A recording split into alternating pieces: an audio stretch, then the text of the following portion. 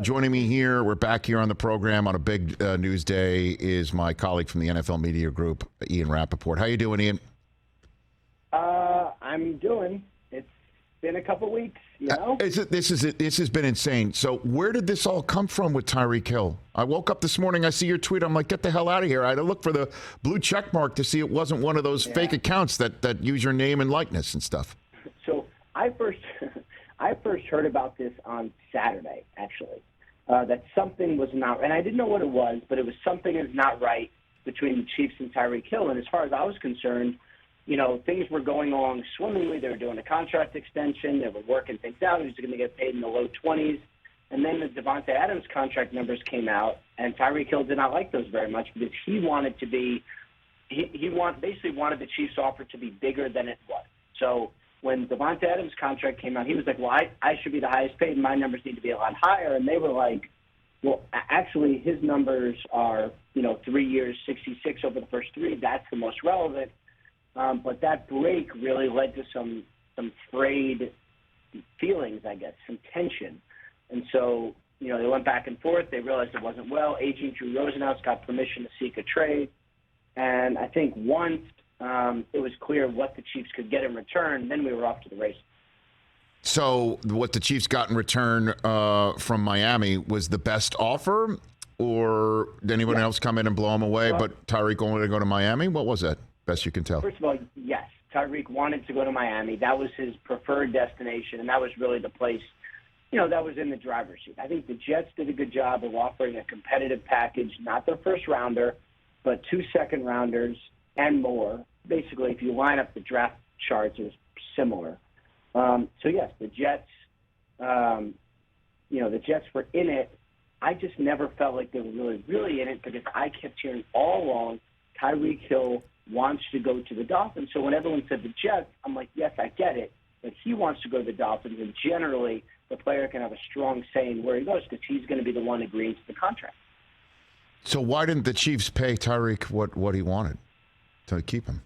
What do you think? Well, the Chiefs have some cap issues, and unlike some other teams, they have not done a lot of conversions. They have not done a lot of restructures. They haven't done a lot of pushing money to the future. They have been fiscally far different from a lot of teams. I think it's just philosophically from the owner. They have just not yet done a lot of restructures. So I think they set a price. Tyreek is awesome. He's worth X. And when he wasn't getting X from the Chiefs, they were like, all right, well, let's just figure it out somewhere else.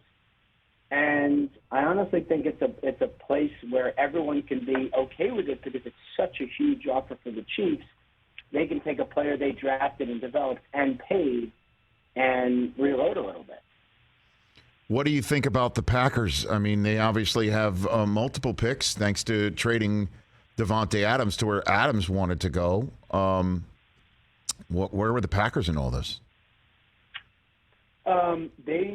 They inquired, from my understanding. They at least took a look at it. I don't get the sense it got very serious, but I do believe that they at least made a phone call and got engaged somewhat. But, my sense is the Packers are kind of more like the Chiefs, and they're like, we got the money, we're going to build some depth, we're going to go in the draft, and we're going to see what happens.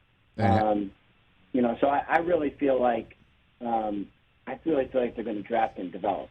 All right, in the 2 minutes I have left with you, what's Baker Mayfield's options and trade market value right now, Ian?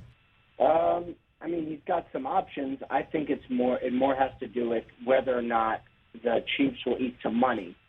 And I feel like it's more, how much money the Chiefs. The Browns. The Browns, how much money will the Cleveland Browns eat of Baker Mayfield's contract? And, what will the draft pick compensation be? It's not going to be like Baker Mayfield anticipated. It's not going to be like the Browns anticipated. There's not that many spots. But I do believe eventually he will be traded. No, sure. But, I mean, like, there aren't many places that are willing to bring somebody in and give a starting role to, let alone compete. Is Seattle one of these places? Well, I mean, where are the team options that you say there are options? Where are they? To me, it's Seattle and the Panthers. Panthers seem more likely, but certainly contract-wise, they're going to have to figure it out, eat some money, come up with a compensation package that's worth it. Carolina seems like a good spot. and maybe around the time of the draft, kind of like last year with Bridgewater, they do a deal. Just this time it'll be the Panthers inquiring. And the first All right, got to jump off for. No, so I got to jump too. Take care, Ian. You be well. All right. Later. Then the first and third overall picks of the 2018 draft will compete for the job. Honestly, I like I told you, they should go sign Josh Rosen and complete the triumvirate of all the first-round quarterbacks and just let him compete in one of the oddest American Idol competitions ever. Maybe trade for Saquon. Let's just run back the whole 2018 draft. Oh, my goodness. What a wild day in the NFL. And I've said that now for, I think, 14 days straight. Hey, you watched all the way to the end. Thanks for that. Watch more right here.